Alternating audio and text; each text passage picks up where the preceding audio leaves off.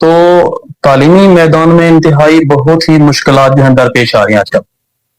تو آپ کی نظر میں ہمارے اس معاشرے کو دیکھتے ہوئے، ہمارے اس ملک کے اندر تعلیمی میدان کو دیکھتے ہوئے کیا لگتا ہے آپ کو، تعلیمی میدان کا جو ہے تعلیمی سسٹم کا مستقبل کہاں تک پہنچا ہوا ہے؟ کیا مستقبل ہے ہمارے تعلیمی سسٹم کا؟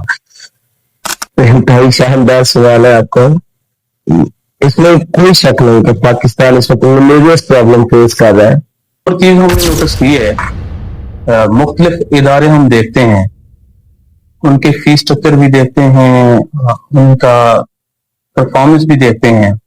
آپ کے ادارے کے اندر الائٹ سکولز کے متعلق ہم نے یہ سنا ہے کہ یہ بہت ہی ایکسپینسو ہیں، تو اس بارے میں آپ کیا کہیں گے سر؟